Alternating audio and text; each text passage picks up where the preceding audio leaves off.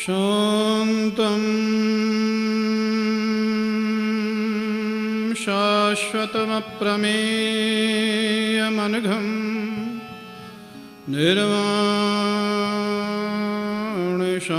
निर्वाणशान्तिप्रदं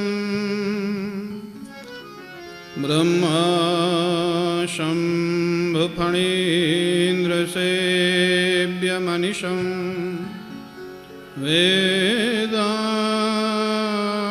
वेदान्तवेद्यं विभुं रामाख्यं जगदीश्वरं सुरगुरुं मायामनुष्यं हरिं वन्देऽहं करुणाकरं रघुवरं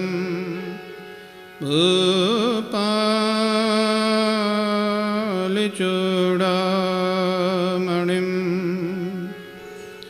वरहापीडं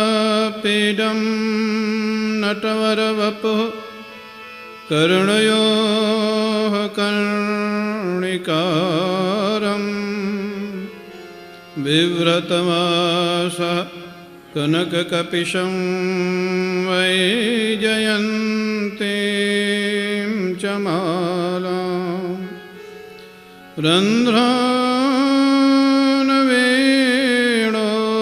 रन्ध्रानवेणोरधरसुधया पूरयन् गोपवृन्दैः वृन्दारण्यं स्वपदरमणं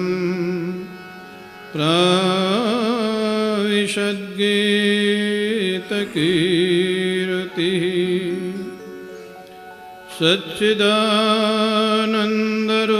सच्चिदानन्दरूपाय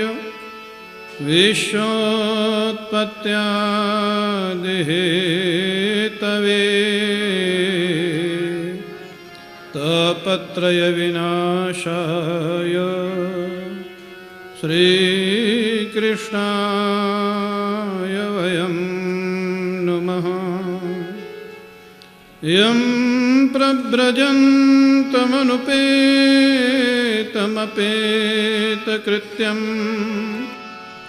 द्वैपायनो विरहकातरया जुहाव पुत्रेति तन्मयतया तरवोऽभिनेदुः तं सर्वभूतहृदयं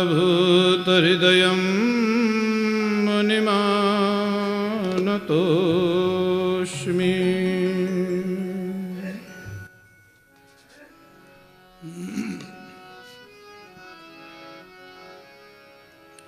जय जय राधा रमण हरि बोल, जय जय राधा रमण हरि बोल, जय जय राधा रमण हरि बोल, जय जय राधा रमण हरि बोल, जय जय राधा रमण हरि बोल, जय जय राधा रमण हरि बोल, जय राधा रमण हरि बोल, जय राधा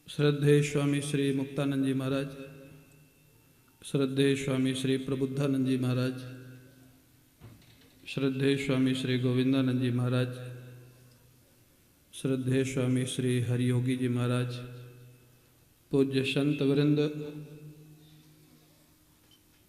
आदरणीय आयोजक परिवार, सम उपस्थित भगवत कथा अनुरागी सज्जनों, हम सभी लोग पुनः श्रीमद्भागवत का जो एक दिव्य प्रसंग है, कपिल भगवान और देवहूति माँ का सत्संग, करदम जी के प्रस्थान के पश्चात एक दिन कपिल भगवान स्वाभाविक अपनी मस्ती में बैठे हुए थे। देवहूति मैया आती हैं, स्वसुतम देवहूत्याः धातु संस्मृति वचः, धातु ब्रह्मणा, ब्रह्मा जी की बात को याद में रखते हुए कि तुम्हारा जो पुत्र है वो साक्षात परमात्मा है, ये मान करके देवहूति मैया ने प्रणाम किया और प्रणाम करके एक प्रश्न पूछा। देवहूति मैया को ऐसा विमान प्राप्त है जिसमें ऐसी सुख सुविधाएं थी जिसके लिए देवराज इंद्र भी अभिलाषा करता था, इच्छा रखता था कि ऐसा विमान मेरे पास होता तो कितना अच्छा होता। इतने सुख सुविधा में रहने वाली देवहूति जी, उनका अनुभव क्या है? हाँ? ये प्रसंग हमको सिखाता है कि बहुत ज़्यादा सुख सुविधाएं बहुत ज़्यादा सुख देती हैं या कभी कभी बेचैनी देती है। हाँ? देवहूति मैया पूछती है, हाँ, कपिल भगवान से बड़ा सुंदर प्रश्न पूछती है। निर्वीणा नितरां भूमन् अशद इंद्रियतर्षणात् येन संभाव्यमानेन प्रपन्नान्धं तमः प्रभो। हे प्रभु, इंद्रियों को तृप्त करते करते मैं निर्वीण हो गई हूं, निराश हो गई हूं, खिन्न हो गई हूं। ये इंद्रियां कभी तृप्त नहीं हुई और उनकी भी नहीं हुई, किसी की भी नहीं हुई। आंख कभी नहीं कहती कि सुंदर रूप नहीं चाहिए, कान कभी नहीं कहता कि सुंदर संगीत नहीं चाहिए, रसना इंद्रिय कभी नहीं कहते कि सुंदर भोजन नहीं चाहिए। एक बार यहाँ राम कथा हुई थी, बंबई के आयोजक थे ग्रोवर परिवार। कई लोग बोले कथा भी बहुत अच्छी हुई लेकिन भोजन भी बहुत अच्छा हुआ। हाँ, माने उनके बातों से तो ऐसा लगता था कि शायद कथा से भी ज़्यादा अच्छा उनको भोजन लगा। ये जो रसनेंद्रिय है ना, ये कभी कहती नहीं है महाराज कि अच्छा भोजन नहीं चाहिए। हाँ, भले खाते खाते शुगर हो जाए, बीपी बढ़ जाए, लेकिन एक बार आ जाए तो पहले आत्मसात तो कर ही लो, बाद में देखा जाएगा। बाद में देखा जाएगा जो होगा। तो महाराज, ये देवहूति मैया कहती हैं इंद्रियां कभी तृप्त नहीं होती। हाँ, इंद्रियों को दूसरी तरफ लगाना होता है। जो रस संसार में मिल रहा है वो रस भगवान की तरफ मोड़ दो इंद्रियों को, तभी इनकी तृप्ति होगी, अन्यथा ये कभी तृप्त होने वाली नहीं है। और ये जो इंद्रियों की महाराज पीछे लगना है, इनकी तृप्ति का प्रयास, उसका मूल क्या है? बोले मैं और मेरा। ये शरीर मैं और ये सुख सामग्री मेरी, यही इसका मूल है।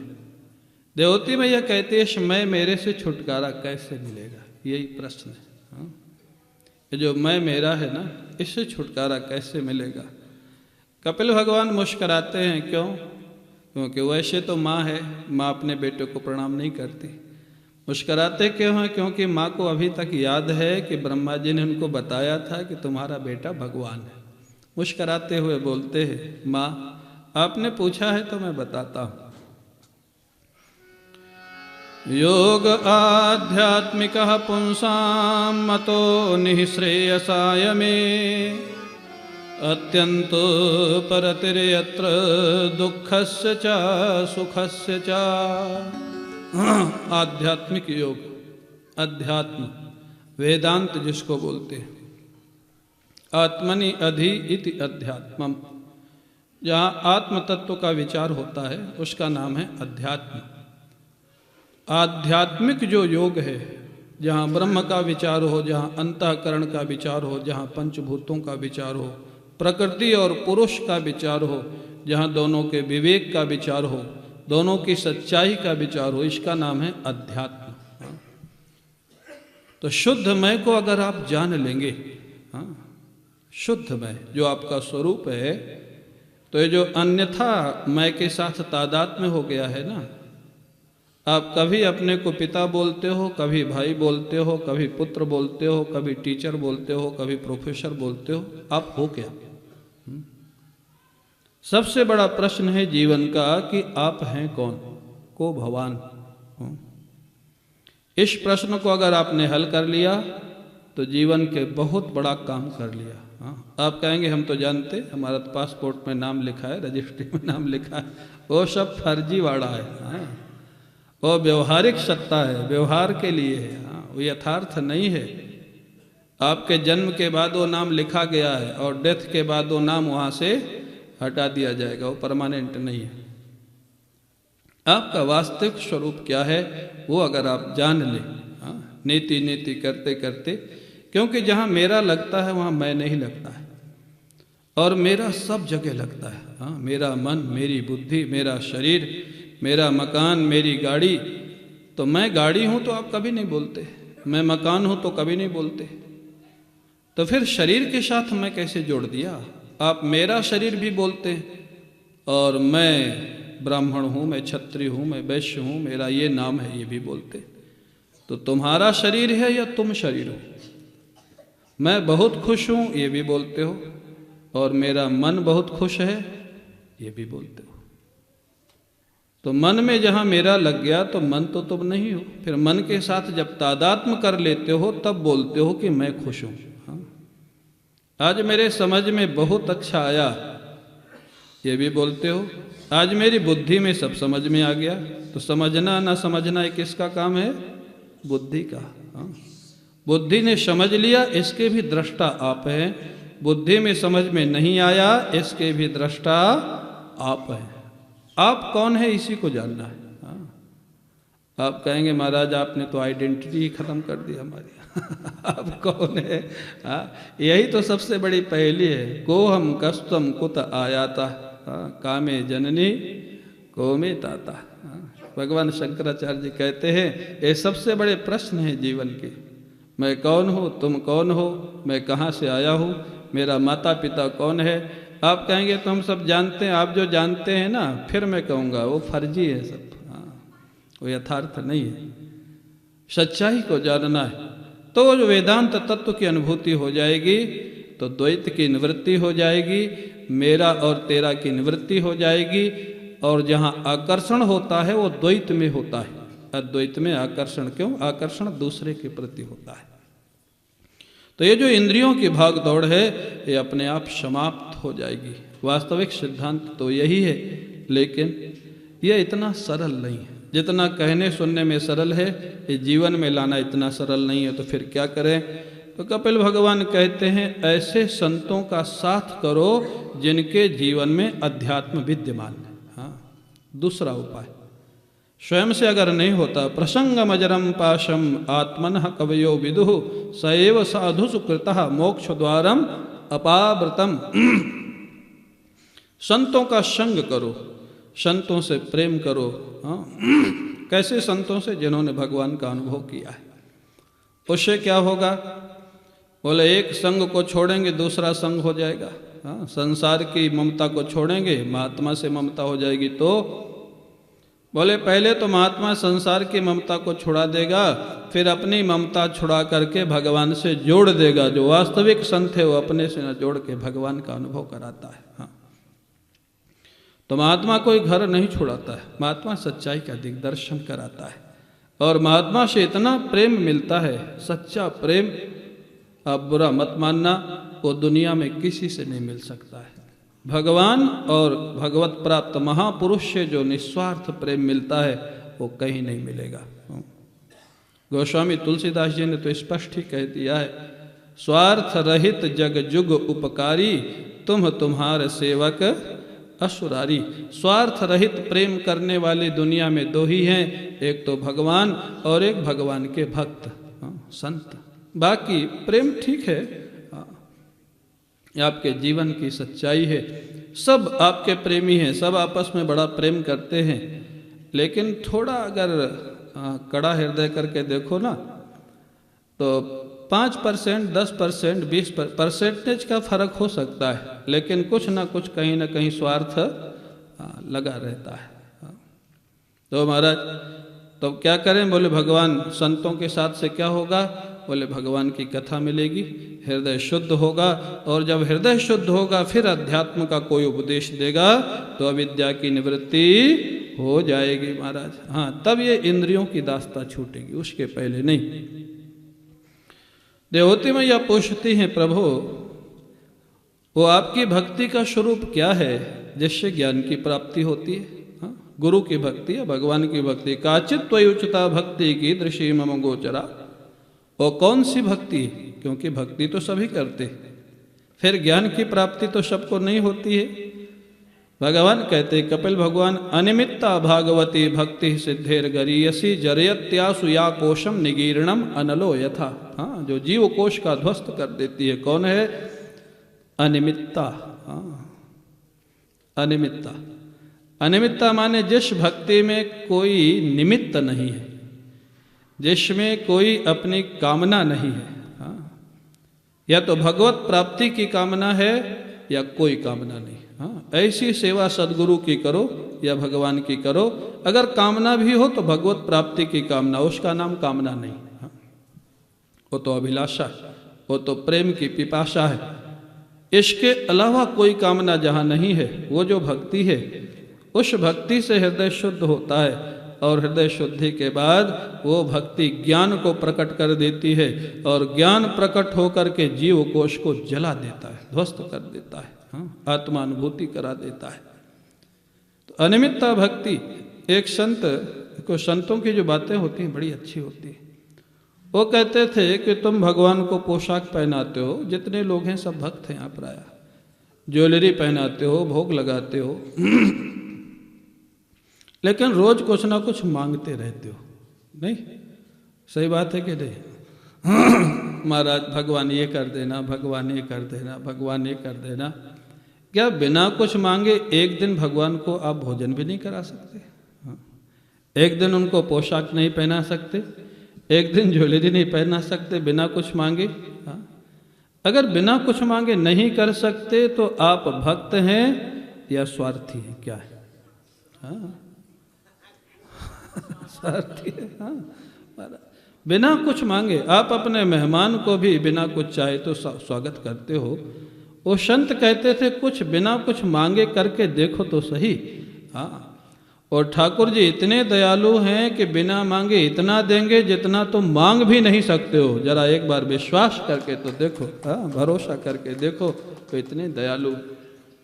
और वही वास्तविक भक्ति। भक्ति तो आर्त और अर्थार्थी की भी होती, लेकिन आर्त और अर्थार्थी की भक्ति वो जितना काम है उतना कर देती है, बाद में संस्कार रहते हैं, आगे बढ़ता है। यहाँ जो भक्ति का वर्णन है वो प्रेम लक्षणा भक्ति, हाँ, उसका वर्णन है। भगवान के प्रेम से सेवा करो।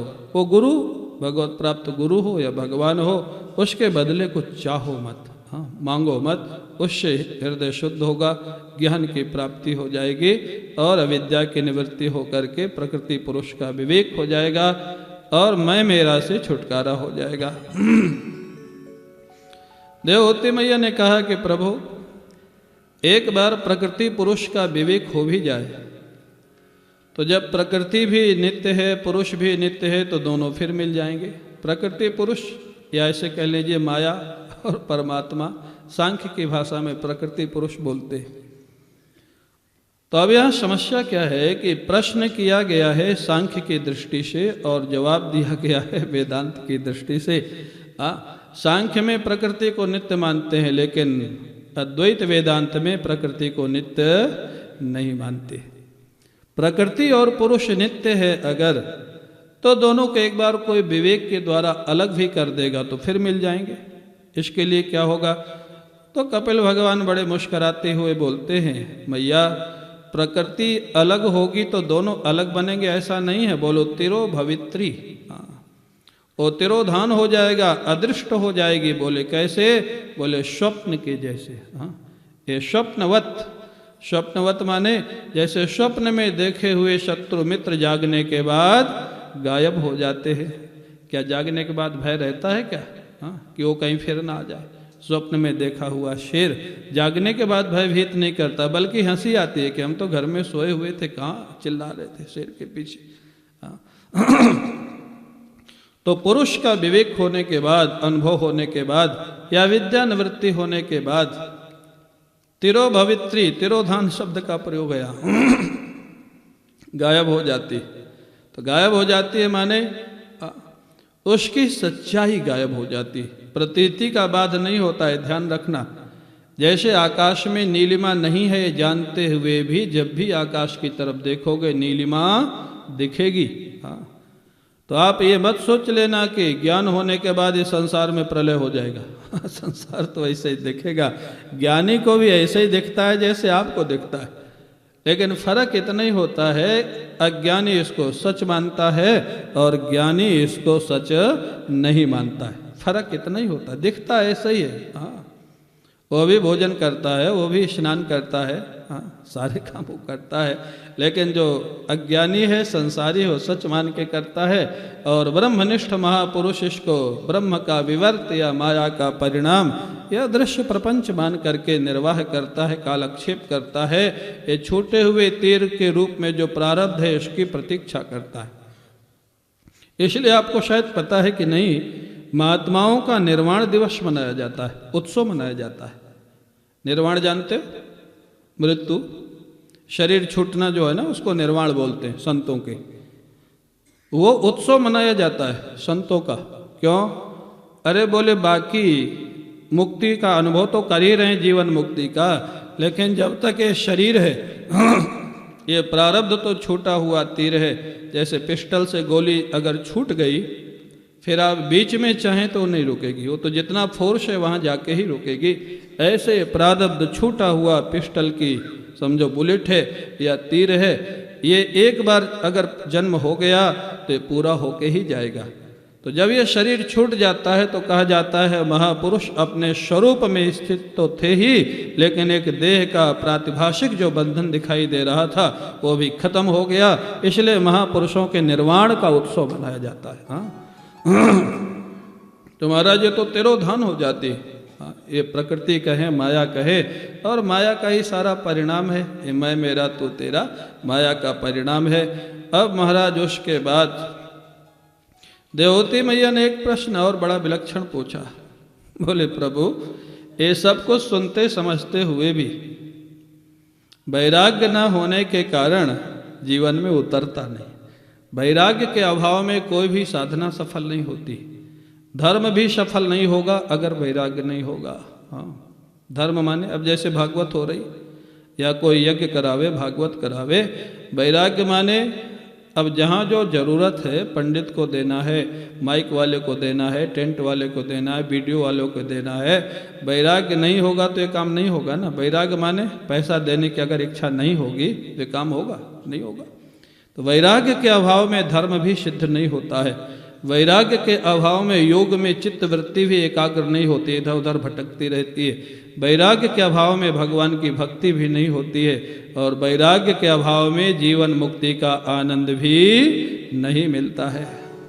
वैराग्य का तो सब जगह आधार वैराग्य। और ये राग ही तो दुख देता है, व्यक्ति वस्तु दुख नहीं देती, राग दुख देता है। राग तो महाराज कहते हैं तो वैराग्य कैसे होए? वैराग्य के अनेक उपाय शास्त्रों में लिखे हैं। अपने ज्ञान परंपरा में लिखा है विवेक से वैराग्य होता है। नित्य नित्य वस्तु का विवेक करो फिर वैराग्य हो जाएगा। और बोले दूसरे में लिखा हुआ है भक्ति से वैराग्य होता है। लेकिन यहाँ पर जो कपिल भगवान है वो अलग तरीके से वैराग्य बताते हैं। वो कहते हैं माँ, दुनिया की सच्चाई का पता लगाने लग जाओगे ना तो वैराग्य अपने आप हो जाएगा। ये आपके हमारे जीवन की चर्चा है, दुनिया की सच्चाई। बोले कैसी सच्चाई? बोले सोच लो, आपसे जो सबसे ज़्यादा आपका प्रेमी है, नज़दीकी है, विचार करो कि वो अपने मन की सारी बात तुमको बताता है कि नहीं बताता है। यही सोच लो 2 मिनट में। हाँ, जिसको तुम अपना सबसे ज़्यादा नज़दीकी मानते हो, क्लोज मानते हो, प्रेमी मानते हो, वो अपने मन की सारी बात आपको बताता है कि नहीं? हाँ या ना? नहीं बताता है। नहीं बताता है तो किस बात का प्रेमी है भाई? प्रेमी है कि नहीं? फिर है? मत बोलो, लगे रहो, कोई बात नहीं कि मानना तो है नहीं। हाँ? हमारे गुरु जी यही कहते थे, जो अपने मन की बात भी आपको नहीं बताता पूरी, वो आपका प्रेमी कैसा है? हाँ? हृदय जिसका खुला हुआ नहीं है आपके लिए, वो आपका प्रेमी कैसा है? हाँ? कटु सत्य है, सुनने में कड़ा तो लगता ही है, क्योंकि कहीं ना कहीं किसी का लगाव है ही। हाँ? और मानते हैं हमसे बहुत प्रेम करते हैं। हाँ? और बहुत प्रेम करते हो तो बाद में पता लगता है, जब समय निकल जाता है। हाँ, समय रहते पता लग जाए तो बड़ी भगवान की कृपा। तो कपिल भगवान एक अलग ही उपाय बताते हैं। बोले माँ, जहाँ लगे कि ये बहुत प्रेम करता है, उसके प्रेम की सच्चाई का पता लगाना प्रारंभ कर दो तो वैराग्य अपने आप हो जाएगा। हाँ, वैराग्य की जरूरत नहीं पड़ेगी कुछ करने के लिए। ये दुनिया ऐसी बनाई है भगवान ने, जो अपने आप वैराग्य दे रही है, देती है। हाँ, इसके बाद भी वैराग्य ना हुए तो बड़ी हिम्मत की बात है। हाँ? आप लोग हिम्मती लोग हो। हाँ, इसके बाद भी अगर वैराग्य ना हुए, हम लोग तो भाग खड़े घर छोड़ के महाराज। हाँ, तो अब आप देखो राग प्रारंभ कहाँ से होता है। कपिल भगवान ने क्या विलक्षण बात कही है। बोले माँ, एक बालक होता है ना, बालक जब तक वो पढ़ाई लिखाई करता है, माता पिता उसकी देख रेख करते हैं, तब तक वो अपने काम में लगा रहता है। राग प्रारंभ होता है विवाह के बाद। विवाह के बाद पत्नी से राग होता है, और फिर जब पुत्र प्राप्ति होती है तो पुत्र से बहुत राग होता है। हाँ? जब बेटा हो जाता है ना 8-10 महीने का, तो माताएं उनको सिखाती हैं, बोलो पापा। हाँ, और 10 बार बोलेगा। अगर 10 बार बोलने के बाद वो बेटा एक बार पापा बोल दिया तो सच बताना कितना आनंद आता है। कथा से कम या कथा से ज़्यादा? आनंद उसमें ज़्यादा आता है कि इसमें आता है? बताओ। हाँ, इतना रस आता है उसकी तोतली भाषा में। वही लिखा कपिल भगवान ने, पत्नी की मीठी मीठी बातें और बच्चे की तोतली बातें।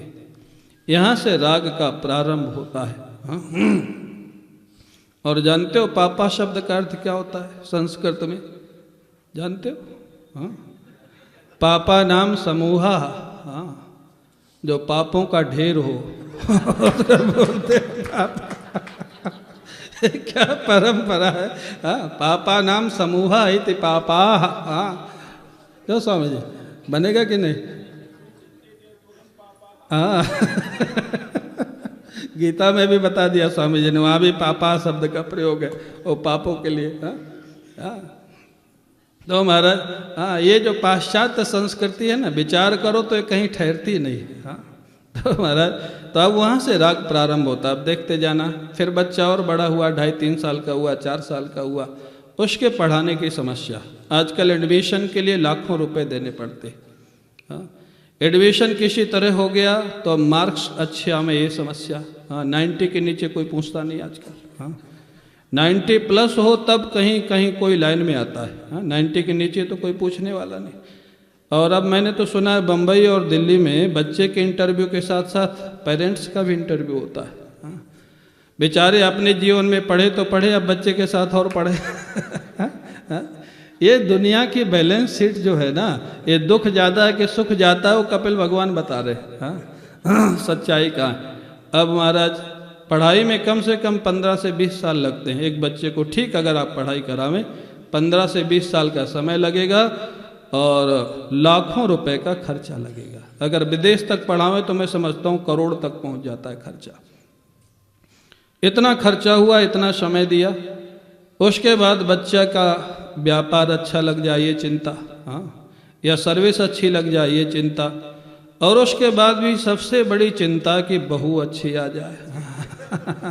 हाँ, अगर बहू अच्छी नहीं आई तो तुम्हारे 20 साल की कमाई सारा बर्बाद कर देगी। हाँ, बच्चे को लेके अलग हो जाएगी, अब बैठो ठन ठन पाल क्या करोगे। हाँ, वो बेटे को लेके अलग हो जाएगी, तुम्हारे 20 साल का समय, 20 साल की संपत्ति, 20 साल की मेहनत सब गई पानी में। हाँ, यह है संसार, ये कपिल भगवान तुम्हारे जीवन की घटना है, सब भागवत में लिखा है। अब महाराज चलो बहू भगवान की कृपा से अच्छी आ जाए, हम तो यही संकल्प करेंगे। हाँ, बेटा साथ में रहने लग गया, माता पिता की सेवा करने लग गया। हाँ, फिर होता क्या है, जब बेटा 30-35 का होगा, 40 का होगा, तो पिता 60-65 का हो जाएगा। जनरेशन गैप होता है, विचारों में थोड़ा परिवर्तन होता है। हाँ, थिंकिंग अलग अलग होती है। अब पिता का शरीर नहीं चलता लेकिन दिमाग तो चलता है। वो बेटे को रोज बोलेगा बेटा ऐसा करना, बेटा ऐसा करना, बेटा ऐसा करना। अब बेटा कब तक इग्नोर करे? हाँ, एक ना एक दिन उसको कहना ही पड़ेगा, पिताजी आप भोजन करो और भजन करो, मेरे को डिस्टर्ब मत करो आप। ये सच्चाई है, आपके घर की कहानी है। हाँ, कपिल भगवान कहते हैं माँ ये है दुनिया की सच्चाई, ये सच्चाई है। हाँ, और जब बूढ़ा हो जाएगा तो बेटा और बहू इतने बिजी हैं आजकल शहरों में कि माता पिता के पास बैठने के लिए टाइम नहीं। नौकर दे देंगे, गाड़ी दे देंगे, ज़्यादा बीमार होंगे तो हॉस्पिटल से एक नर्स बुला देंगे। हाँ, वो देख रेख करेगी। रोज़ फ़ोन करके पूछ लेंगे आज कैसा लग रहा है। हाँ, अब जो लग रहा हो तो लग ही रहा, तो मानने वाले तो हो नहीं। आज कैसा लग रहा है?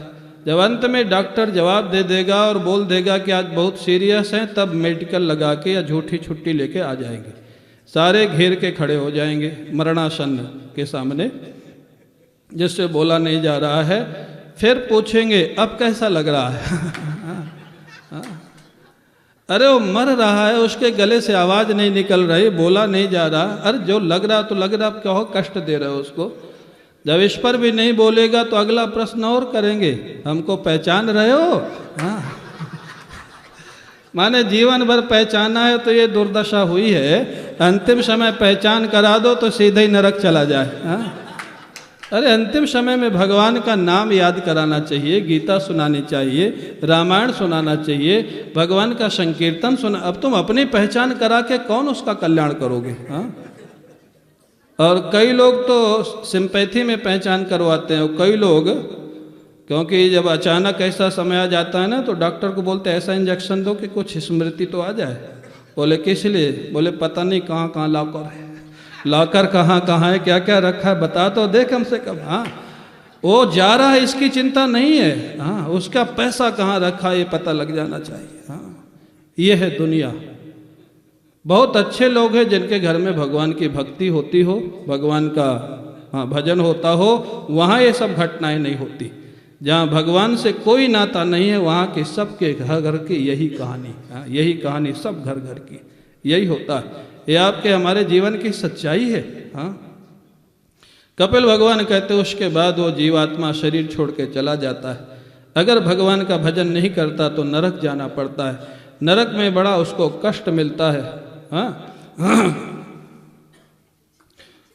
और कष्ट के बाद अरे रहने दो, काहे हड़कंप मचाए हो, वो चली जाएगी, कथा सुनने आई होगी। हाँ? शांति से बैठे रहो।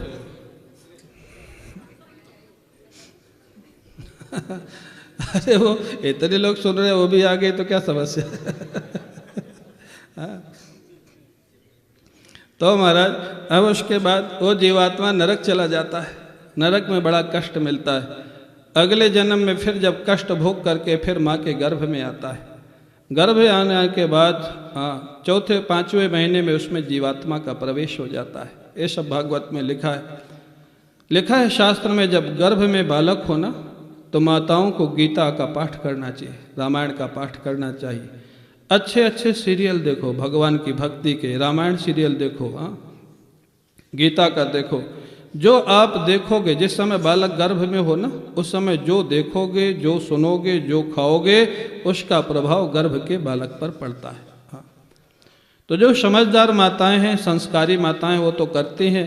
जो नहीं संस्कारी हैं वो तो महाराज लाल मिर्च खा लेंगी, खटाई खा लेंगी, और गर्भ के बालक को कष्ट होता है, तिल मिलाता है। हाँ, वो भगवान से प्रार्थना करता है, प्रभु इस बार इस गर्भ से मुक्ति दिला दो, ऐसा भजन करूंगा कि अब दोबारा गर्भ में आना नहीं पड़ेगा। ये प्रार्थना हमने आपने सबने की है भगवान से गर्भ के समय। हाँ, जब गर्भ में होता है जीव, हर व्यक्ति ये प्रार्थना करता है। लेकिन अब आप सोच लो, आपने जो प्रार्थना की है भगवान से गर्भ में, उसका पालन कर रहे हो या नहीं कर रहे हो। हाँ, हर जीव ये प्रार्थना करता है, इस बार ऐसा भजन करूंगा कि अब दोबारा संसार में गर्भ में आना नहीं पड़ेगा। हाँ, लेकिन जन्म लेते ही फिर वही माया, वही मैं मेरा तू तेरा लग जाता है। पुनरपि जननम पुनरपि मरणम पुनरपि जननी जठरे शयनम भज गोविंदम गोविंदम भज मूढ़मते। हाँ, तो ऐसा ये संसार का रहस्य है, ये सच्चाई है, यही हमारी आपकी यात्रा है। हाँ, ये कटु सत्य है, एक न एक दिन सबको जाना पड़ता है, और जो ठीक काम नहीं किया तो फिर गर्भ में आना पड़ता है। जाना पड़ता है कि नहीं बताओ? हाँ, जाना भी पड़ता है, आना भी पड़ता है। हाँ, सबको जाना है। हाँ, कई लोगों के तो महाराज एक बार यहाँ कोई अपनी शादी की 50वें वर्षगांठ मना रहा था, यहीं आश्रम में आए थे, पूज्य स्वामी ओंकारानंद जी महाराज थे। अब महाराज जो पति से तो चला न जाए। हाँ, और वो बड़ा भारी उत्सव, सब बच्चे, अच्छा है, मनाना चाहिए। 75-80 के बीच में दोनों की अवस्था। अब उनको ये देखना चाहिए कि इनके लिए करना क्या है। अब मेरे को महाराज बुला लिए, बोले कुछ आशीर्वाद दो आप। मैंने कहा कि देखो, कैसा जीवन बिताना चाहिए वो तो मैं बता देता हूँ, कैसा बीता है ये तो स्वयं यही बताएंगे। मैं क्या बताऊँ कैसे बीता, और मैं आशीर्वाद क्या दूँ? मैं तो आशीर्वाद यही दूंगा कि ये भजन करें। हाँ हाँ, भगवान का भजन करें, खुश रहें, शांति से रहें, तो अच्छा है। जन्मदिन मनाओ, शादी की वर्षगांठ एनिवर्सरी मनाओ। हाँ, लेकिन ये भी ध्यान रखो, अगर 75 वर्ष का अमृत महोत्सव आपने मनाया तो आपके जीवन के 75 वर्ष कम हो गए। हाँ, बढ़े नहीं। एक एक क्षण आपका जीवन मौत की तरफ जा रहा है। एक दिन आयु से कम हो गया, जब एक दिन निकल जाता है वो करोड़ों रुपए देने के बाद भी वापस लौटने वाला नहीं है। हाँ, इसलिए हमेशा सावधान। एक संत ने कहा, भगवान याद न रहे तो मौत को याद करो। मौत याद रहेगी तो भगवान याद रहेंगे। मौत याद रहेगी तो भगवान अधर्म की वृत्ति नहीं बनने देंगे। क्यों? अगर उसको निश्चय हो जाए कि यहीं सब छोड़ के जाना है, तो किस लिए अधर्म करूं, किस लिए चीटिंग करूं, किस लिए किसी का हक दबाऊं। हाँ, लेकिन व्यक्ति जानते हुए भी भुला देता है, अनजान हो जाता है। ऐसे भगवान कपिल ने सुनाया। जब महाराज देवहूति मैया को बड़ी प्रसन्न हुई, प्रणाम किया। कपिल भगवान ने कहा, माँ तुम्हारा काम हो गया तो मैं चलता हूँ। कपिल भगवान माँ को प्रणाम करके उत्तराखंड होते हुए गंगा सागर जो कलकत्ता के पास है वहाँ चले जाते हैं, साधना करते हैं।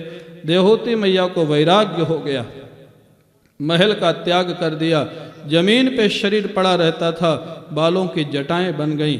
कोई भोजन करा दे तो कर ले, नहीं तो पड़ी रहती थी। अंत में देवहूति मैया के शरीर से एक दिव्य नदी निकली जिसका नाम सरस्वती है गुजरात में। आज भी बड़े बड़े साधक वहाँ साधना करते हैं और सिद्धि को प्राप्त करते हैं। ऐसे कपिल भगवान का चरित्र यहाँ संक्षेप में पूर्ण होता है। ओले कपिल भगवान की जय जय श्री राधे। आप लोग थोड़ा संकीर्तन करो, फिर चौथा स्कंद प्रारंभ होगा। थोड़ा संकीर्तन हेलो हेलो श्री राधे।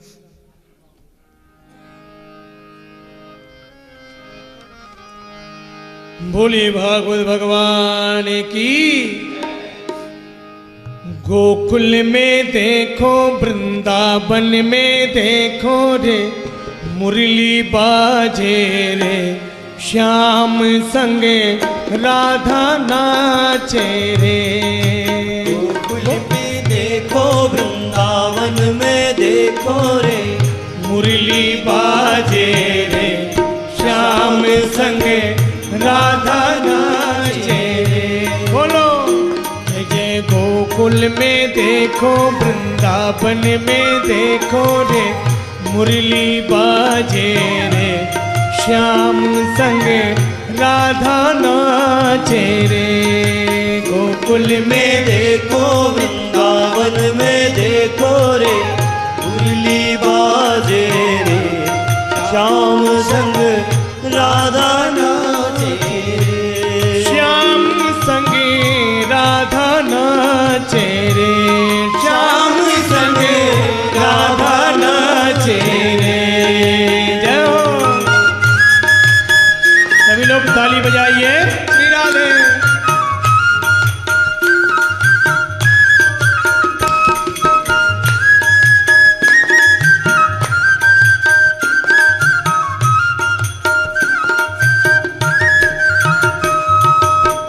छम छम नाचे राधा रानी सुन के मीठी मुरलिया। छम छम नाचे राधा रानी सुन के मीठी मुरलिया। श्याम छवि पे सब बलिहारी ग्वाल बाल और गैया। श्याम छवि पे सब बलिहारी ग्वाल बाल और गैया। सरर सरर चले रे मथुरी पुरवैया हो मेघा गाजे रे श्याम संग राधा नाचे रे। गोकुल में देखो वृंदावन में देखो रे मुरली बाजे रे श्याम संग राधा नाचे रे। श्याम संग राधा नाचे रे श्याम संग राधा नाचे रे।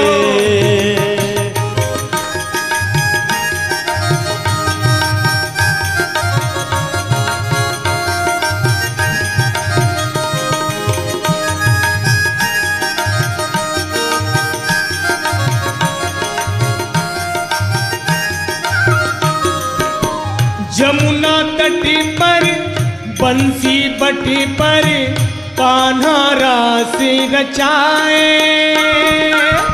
जमुना तट पर बंसी बट पर कान्हा रास रचाए। गोपी बन कर शंकर आए गोपेश्वर कहलाए।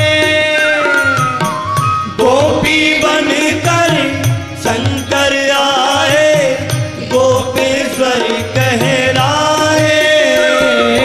डम डम डम बाजे कान्हा की मुरली पे सब जग नाचे रे श्याम संग राधा नाचे रे। गोकुल में देखो वृंदावन में देखो रे मुरली बाजे रे श्याम संग राधा नाचे रे। नाच रे नाच रे नाच रे देखो राधा नाचे रे। गोकुल में देखो वृंदावन में देखो रे मुरली बाजे रे श्याम संग राधा नाचे रे। जय हो।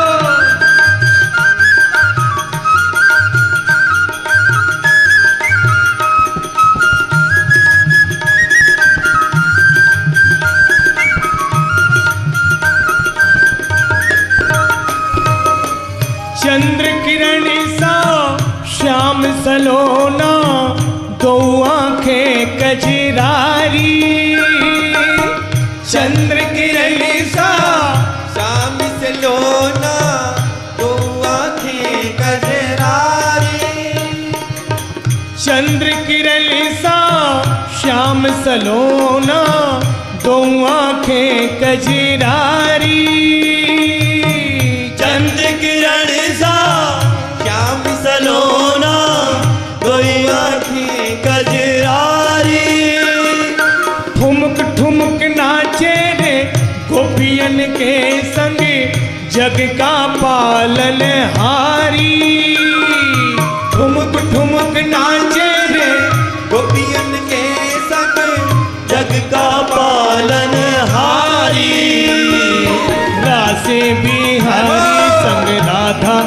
कुमारी संग ब्रज में विराजे रे, श्याम संगे राधा नाचे रे। गोकुल में देखो वृंदावन में देखो रे, मुरली बाजे रे, श्याम संग राधा नाचे रे। श्याम संगे राधा नाचे रे, श्याम संग राधा नाचे रे। ओ नाची रे नाची रे नाची रे, देखो राधा नाचे रे। गोकुल में देखो वृंदावन में देखो रे, मुरली बाजे रे, श्याम संग राधा नाचे रे। गोकुल में देखो वृंदावन में देखो रे, मुरली बाजे रे, श्याम संगे राधा नाचे रे। गोकुल में देखो वृंदावन में देखो रे, मुरली बाजे रे, श्याम संग राधा नाचे रे। गोकुल में देखो वृंदावन में देखो रे, मुरली बाजे रे, श्याम संगे राधा नाचे रे। गोकुल में देखो वृंदावन में देखो रे, मुरली बाजे रे, श्याम संग राधा नाचे रे। श्याम संगे राधा नाचे रे, श्याम संग राधा नाचे रे। श्याम संगे राधा नाचे रे, श्याम संगे राधा नाचे रे। श्याम संगे राधा नाचे रे, श्याम संगे राधा नाचे रे। बोल रास बिहारी भगवान की, बोलिए नृत्य गोपाल भगवान की जय। जय श्री राधे। बोले वृंदावन बिहारी लाल की। आप लोग प्रेम से जयकारा बोलो। हाँ। बोलिए नृत्य गोपाल भगवान की। श्रीमद् भागवत का चौथा स्कंध, चतुर्थ स्कंध में आज जीव जंतु कथा सुनने बहुत आ रहे हैं। उधर छिपकली आ रही, इधर मकड़ी आ रही। हाँ, अच्छी बात है। शंकर जी की आज कथा आने वाली है ना। शंकर जी के गण सब आ गए। तो चौथे स्कंध में मुख्य रूप से 4 उपाख्यान हैं। प्रारंभ में दक्ष का उपाख्यान है, दक्ष की कथा। उसके बाद ध्रुव जी की कथा है। उसके बाद पृथु जी की कथा है। उसके बाद प्राचीन बरही के माध्यम से पुरंजनोपाख्यान। इन 4 उपाख्यानों में मुख्य रूप से बताया जाता है कि भगवान के आश्रय से धर्म, अर्थ, काम और मोक्ष, ये चारों की पूर्ण सफलता मिलती है। दक्ष के उपाख्यान में बताया गया, दक्ष जब भगवान शंकर के विरोध के लिए यज्ञ करता है तो विफल होता है, और जब उनके आराधना के रूप में यज्ञ करता है तो सफल होता है, धर्म पुरुषार्थ। ध्रुव जी की कथा में ध्रुव जी ने भगवान का आश्रय लिया तो अर्थ माने संपत्ति, वो राज्य के उत्तराधिकारी बन गए। और जो महाराज उत्तम थे, उनके सौतेली माँ के बेटे, वो उत्तराधिकारी नहीं बन सके। महाराज पृथु की कथा में दिखाया गया कामनाओं की निवृत्ति। भगवान का आश्रय महाराज पृथु ने लिया तो 99 यज्ञ में ही उनकी कामनाओं की निवृत्ति हो गई। और इंद्र ने आश्रय नहीं लिया तो 100 यज्ञ करने के बाद भी वो यज्ञ का घोड़ा चुराता घूम रहा था, कामनाओं की निवृत्ति नहीं हुई। हाँ। और मोक्ष पुरुषार्थ भी बिना भगवान की कृपा के सफल नहीं होता। हाँ। भगवान की कृपा होती है तब सद्गुरु मिलते हैं। हाँ। पहली कृपा है कि मनुष्य शरीर मिल गया, दूसरी कृपा होती है सद्गुरु मिल जाते, तीसरी कृपा होती है सत्संग समझ में आने लग जाता है, और एक कृपा और होती है, चौथी कृपा आत्म कृपा जिसको बोलते हैं। जानते हो आत्म कृपा क्या होती है? मनुष्य शरीर मिल गया, सद्गुरु मिल गए, सत्संग समझ में आ गया, उसके बाद मान लें श्रद्धा पूर्वक, ये है आत्म कृपा। क्योंकि मानेंगे नहीं तब तक कोई कुछ करने वाला नहीं है। मानना तो आपको ही होगा, चलना तो आपको ही पड़ेगा। तो महाराज मोक्ष पुरुषार्थ की सफलता प्राचीन बरही ने बहुत दिन तक बड़े बड़े अनुष्ठान यज्ञ किए, लेकिन उनको मोक्ष पुरुषार्थ का अनुभव नहीं हुआ। अनुभव क्या, उसके विषय में कुछ जानकारी ही नहीं थी। नारद जी की कृपा से जब वो महाराज आराधना में लगे भगवान की, तो गुरु कृपा हुई, फिर भगवान की अनुभूति हुई और मोक्ष पुरुषार्थ का अनुभव हुआ। तो 4 उपाख्यानों के माध्यम से धर्म, अर्थ, काम और मोक्ष, ये चारों भगवान की कृपा से सफल होते हैं, भगवान के आश्रय से सफल होते हैं। अगर उनका आश्रय न लिया जाए तो ये विफल हो जाते हैं। ये मुख्य चतुर्थ स्कंध की भूमिका है। मुख्य इसका आधार यही। मैत्रेय जी कहते हैं विदुर जी से, स्वयंभू मनु की 3 बेटियां थीं, आकुति, देवहूति और प्रसूति। देवहूति जी की कथा अभी अभी आपने सुनी। आकुति का विवाह रुचि नाम के प्रजापति से हुआ और प्रसूति का विवाह दक्ष नाम के प्रजापति से हुआ। दक्ष को 16 कन्याओं की प्राप्ति हुई, 16 बेटियां। उन्होंने महाराज सभी बेटियों का यथा युग महाराज अच्छे तरह से विवाह संपन्न किया। सभी को पुत्र पौत्रों की प्राप्ति हुई। एक बेटी जिसका नाम था सती, जिनका विवाह भगवान शिव के साथ हुआ था, उनको किसी संतान की प्राप्ति नहीं हुई, क्योंकि उन्होंने अपने पिता के घर में युवा अवस्था में देह का परित्याग कर दिया था। विदुर जी ने पूछा, महाराज कोई देवी, कोई महिला ससुराल में देह परित्याग करे तो कहीं तक बात समझ में आती है कि कुछ परेशान किया गया होगा, प्रताड़ना दी गई होगी। लेकिन पिता के घर में देह परित्याग कर दे, आत्महत्या कर ले, सुसाइड कर ले, तो ये बात समझ में नहीं आती। ये कैसे हुआ? मैत्रेय जी कहते हैं, महाराज एक समय देवताओं की बहुत बड़ी सभा लगी हुई थी। दक्ष जो सती के पिता हैं, उस सभा के सभापति थे। सभापति आप लोग जानते हैं ना, अध्यक्ष, सभा के अध्यक्ष, प्रेसिडेंट, वो सभापति थे। तो दक्ष जब आए तो सारे लोग उठ करके खड़े हो गए, क्योंकि सारे मेंबर थे और वो अध्यक्ष थे। स्वाभाविक है जब सभापति आएंगे तो सारे लोग उठ के खड़े हो जाएंगे। 2 लोग उठ करके खड़े नहीं हुए। दक्ष ने देखा कि सारे लोग उठ के खड़े हैं, लेकिन ये 2 कौन है जो उठ के खड़े नहीं हुए? बात ठीक कह रही हो। अब कल से थोड़ी देर कथा तुम ही से कराएंगे अब। देखो माता को जानकारी कितनी है, पूरी भागवत उसको पता है। कौन कौन खड़े नहीं हुए उसको मालूम है, सब लोग नहीं बता सकते। तुम्हारे यहाँ से आई, कहाँ से आए? गुप्ता जी के यहाँ से आई होगी।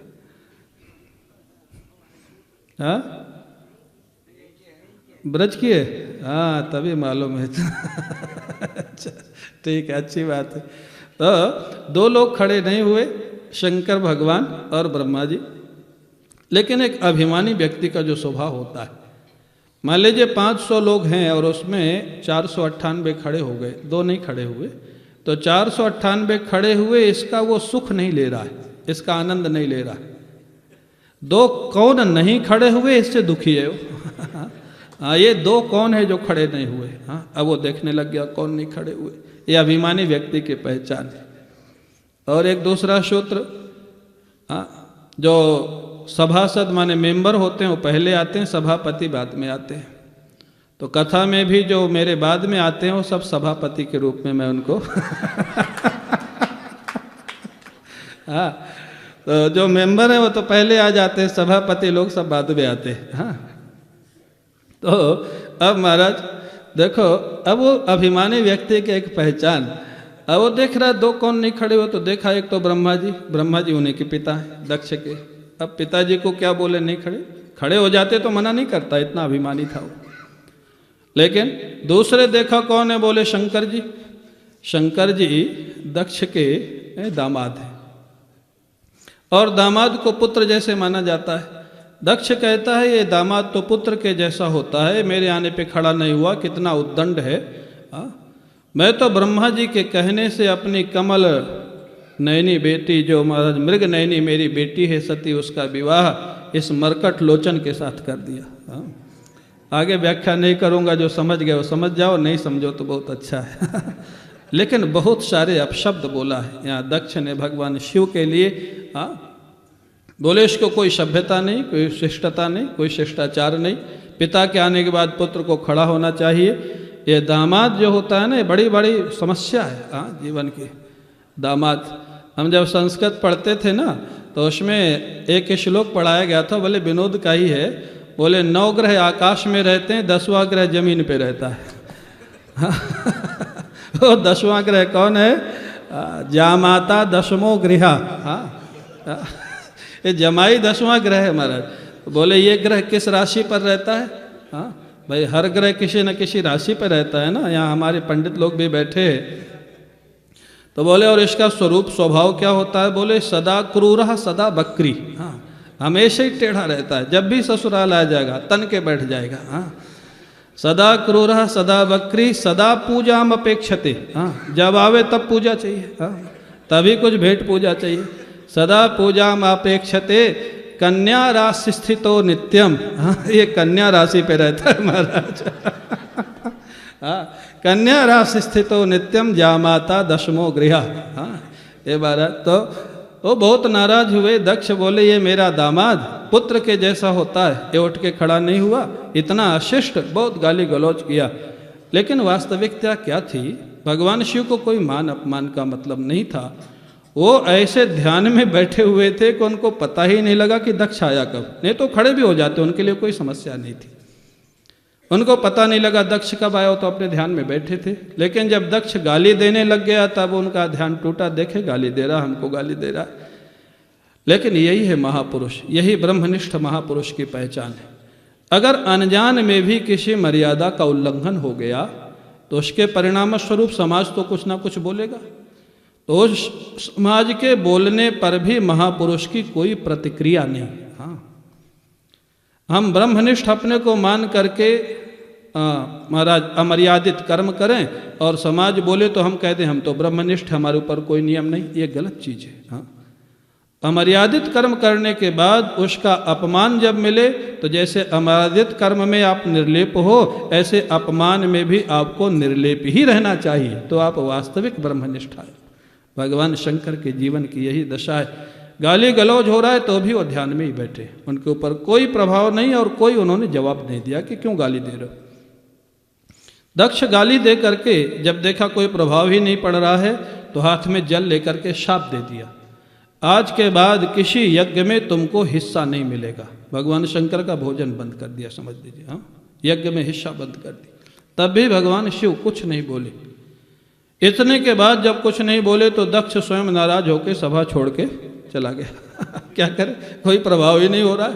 हाँ, दक्ष तो चला गया। उसके बाद नंदीश्वर को क्रोध आया, मेरे आराध्य को अकारण शाप दिया है।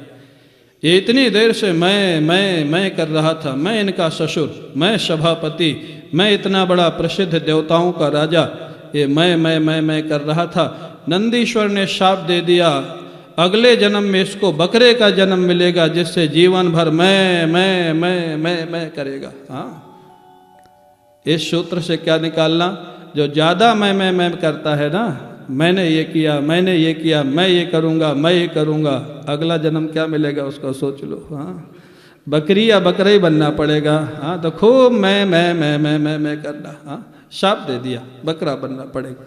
अब महाराज भगवान शंकर के गण दूसरा शाप ब्राह्मणों को दे दिया। ब्राह्मणों ने तो कोई अपराध नहीं किया था।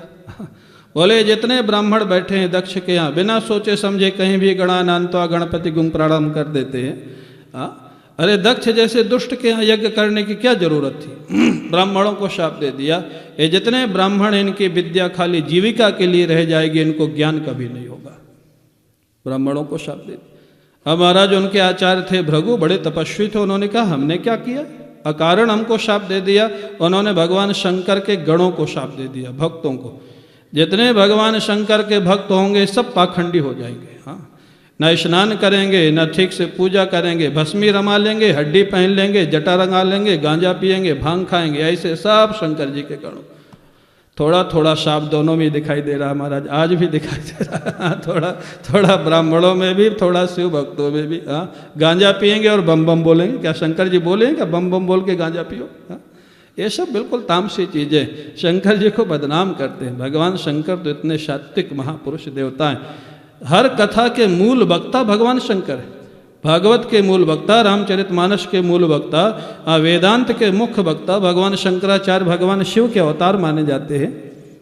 क्या वो इन तामसी प्रवृत्तियों के लिए अनुमति देंगे? हाँ, ये तो उन्होंने अनुमति नहीं दी, ये तो भृगु जी का शाप लगा हुआ है। हाँ, जो भगवान शंकर के नाम से ये सब करते।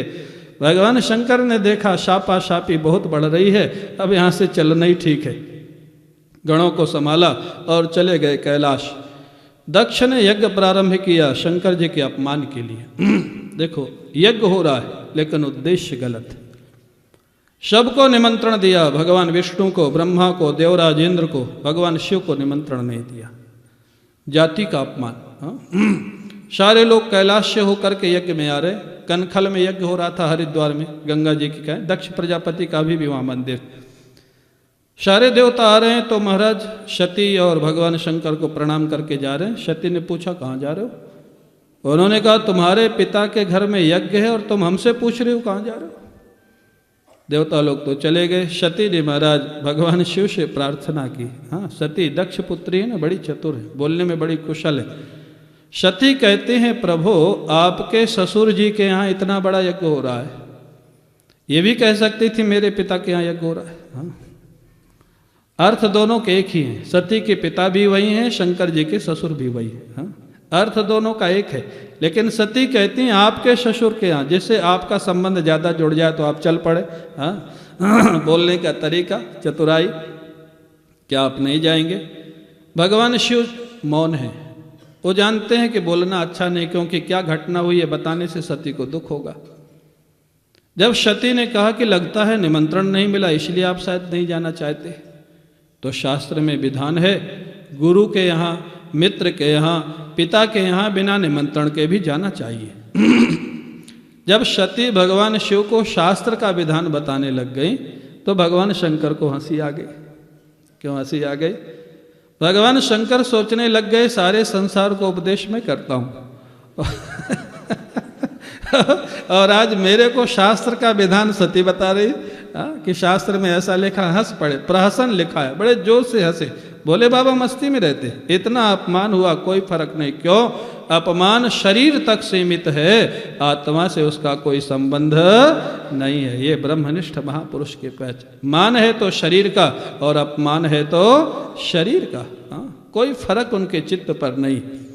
वो मस्ती में बड़े जोर से हंसे और सती को समझाया, देवी तुम ठीक कहती हो, जाना चाहिए गुरु के यहाँ, पिता के यहाँ, मित्र के यहाँ बिना बुलाए भी जाना चाहिए, लेकिन गलती से निमंत्रण न मिला हो तो जरूर जाना चाहिए, और जानबूझ के निमंत्रण न दिया गया हो तो नहीं जाना चाहिए, क्योंकि उसके अंदर कोई न कोई द्वेष है। हाँ? कोई न कोई बदमाशी है, वहाँ जाने से भलाई नहीं होती। इसलिए मेरी सलाह है कि तुमको अपने पिता के घर इस समय नहीं जाना चाहिए। इतना कह करके भगवान शंकर मौन हो गए। क्यों? जानते थे कि पता नहीं मानेंगी या नहीं मानेंगी। हाँ? दक्ष पुत्री है ना, बुद्धि अपनी बहुत लगाती है। दक्ष माने कुशल, हाँ, इंटेलिजेंट। तो अब महाराज भगवान शंकर मौन हो गए और वही हुआ जो जानते थे। सती ने एक दो बार आगे पीछे किया, बाहर तक चले जाएं फिर लौट आवें, फिर चले जाएं फिर लौट, द्वंद्व। कभी पिता की याद आओ तो बाहर निकल जाएं, फिर पति की याद आओ तो अंदर आ जाएं। फिर उनको गुस्सा आ गया। भगवान शंकर ने तो बीच में डाल दिया, ना हाँ का ना का। हाँ? लाल लाल आंखें हो गई, भगवान शंकर की तरफ लाल लाल नेत्रों से देखती हुई चल पड़ी बिना उनसे पूछे।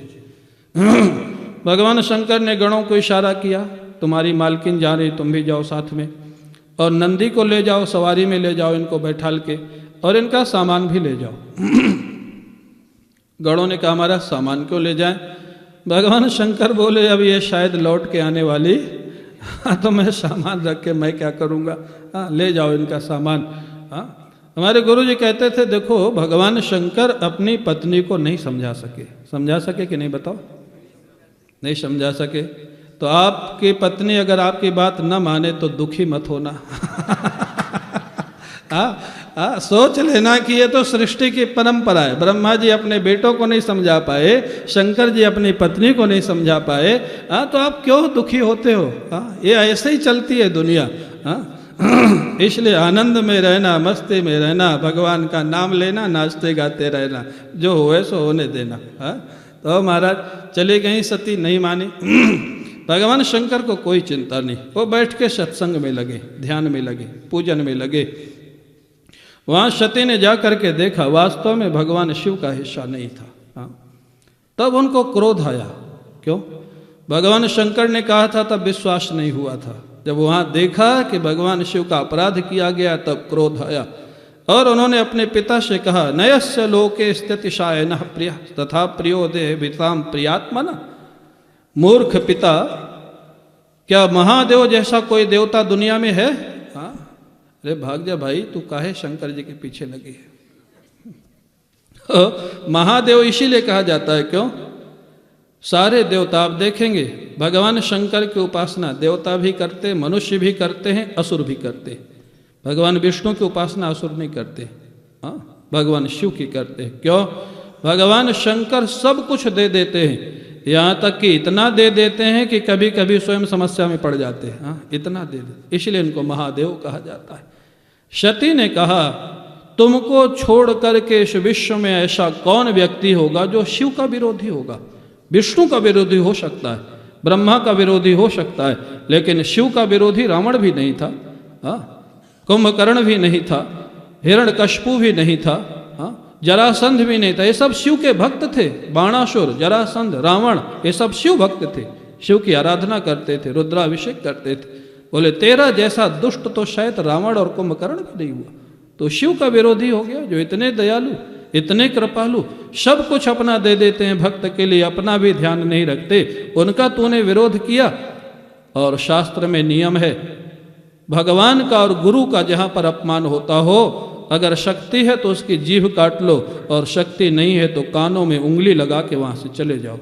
जो सुनेगा और विरोध नहीं करेगा उसको भी पाप का भागी बनना पड़ता है। सती कहती है मैं तेरी जीभ तो नहीं काट सकती, लेकिन मैं लौट के अब कैलाश भी नहीं जाना चाहती। क्यों? भगवान शिव स्वीकार नहीं करेंगे? नहीं, वो तो स्वीकार करेंगे, वो तो परम दयालु। लेकिन मैं इस शरीर से अब भगवान शिव के साथ नहीं जाना चाहती। दुष्ट दक्ष, क्योंकि ये शरीर तेरा दिया हुआ है, तेरा जैसे दुष्ट के दिए हुए शरीर से मैं भगवान शिव के पास रहना नहीं चाहती। अब वो कभी दक्ष पुत्री कह करके बुलाएंगे तो मेरे को मरना हो जाएगा, तेरा जैसा दुष्ट व्यक्ति। और इतना डांट फटकार करके भगवान शिव के चरणों का ध्यान किया सती ने। यज्ञ के उत्तरी कोण में बैठ करके योग के माध्यम से अग्नि को प्रकट किया और अपने शरीर को भस्म कर दिया भगवान शिव की आराधना में। हाहाकार मच गया, यज्ञ में विध्वंस करने लग गए रुद्रगण। महाराज भृगु जी ने देवताओं को प्रकट किया, रुद्रगणों को मार मार के भगा दिया। ये समाचार जब देवर्षि नारद को मिला, नारद जी ने भगवान शिव को बताया, प्रभु सती की ये दशा हो गई। अब भगवान शिव को रोष आया। भगवान शिव को अपने अपमान में कोई क्रोध नहीं आया था, लेकिन जब सती का अपराध हुआ, पत्नी का अपराध हुआ, कितने दयालु। जो पत्नी उनकी बात नहीं मानी थी उसके लिए आज भगवान शिव अपनी एक जटा उखाड़े जमीन पे पटक दिए। एक विलक्षण पुरुष प्रकट हो गया महाराज, जिसके 3 नेत्र थे, विशाल शरीर था, हाथ में त्रिशूल था। ये वीरभद्र भगवान थे। बोलिए वीरभद्र भगवान की। वीरभद्र ने भगवान शिव को प्रणाम किया। क्या आदेश? भगवान शिव ने कहा एक ही आदेश है, दक्ष को मार डालो, यज्ञ को विध्वंस कर दो। वीरभद्र उत्तराखंड से कैलाश से होते हुए हरिद्वार की तरफ पहुंच गए। अपराह्न का समय था, 3 बज रहा था। यजमान लोग विश्रामशाला में थे, पंडित और देवता लोग यज्ञशाला में थे। वो सारे रुद्रगण पहुंच गए। यज्ञ के मंडप के डंडे उखाड़ लिए, बांस, और वो बांसों से वो पिटाई की देवताओं की, पंडितों की और यजमानों की, तीनों की। महाराज वो पिटाई हुई, किसी का हाथ टूटा, किसी का पैर टूटा, किसी का सिर फूटा, भगदड़ बच गई यज्ञ में। बिना दक्षिणा बिना भोजन के सारे भाग गए, जान बचा करके। अब 4 को पकड़ लिया गया, एक तो यजमान को, दक्ष को, एक आचार्य को जो यज्ञ करा रहे थे महाराज भृगु जी को, दो देवता जो भगवान शिव के विरोधी थे, पूषा और भग, चार को पकड़ लिया। महाराज सबसे पहले दक्षिणा आचार्य जी को मिली, क्योंकि शास्त्र में विधान है आचार्य को आचार्याय दुगुणम दद्यात, आचार्य को डबल दक्षिणा दी जाती है। बोले आचार्य जी को क्या डबल दक्षिणा मिली? बोले उसके दाढ़ी और मूछ दोनों एक साथ उखाड़ दी। बड़ी बड़ी दाढ़ी फटकार करके वो इशारा कर रहे थे शिव जी को गाली दिलवाने के लिए। अब महाराज पूषा के दांत निकाल दिए, एक पत्थर उठाया, दांतों में मारा, 3200 दांत बाहर उसके। क्यों? वो हंस रहा था जब शंकर जी को गाली दे रहा था ना दक्ष, तब वो हंस रहा था। दांतों का दुरुपयोग किया। भग देवता की आंखें निकाल दी, क्योंकि वो आंखों से इशारा कर रहा था और गाली दो और गाली दो। उसकी आंखें निकाल दी। दक्ष को पकड़ा, गले में तलवार मारा, लेकिन वो मरा नहीं, यज्ञ में अभिमंत्रित था। भगवान शिव का ध्यान किया और ध्यान करके महाराज उसकी गर्दन को मोड़ करके तोड़ दिया, धड़ से अलग कर दिया और सिर को यज्ञ कुंड में स्वाहा कर दिया। यज्ञ का ये परिणाम हुआ, ये यज्ञ का परिणाम। क्यों? क्योंकि ये यज्ञ धर्म की दृष्टि से नहीं था, ये यज्ञ भगवान शिव के अपमान के लिए था। ऐसे धर्माभास इसको बोलते। ये धर्म नहीं है, बाहर से दिखाई देता धर्म है। इसी प्रकार के बहुत काम होते हैं, बाहर से दिखाई देंगे धर्म हो रहा है, उद्देश्य गलत होता है। जहाँ उद्देश्य गलत होता है वो धर्म होता हुआ भी धर्म नहीं होता है।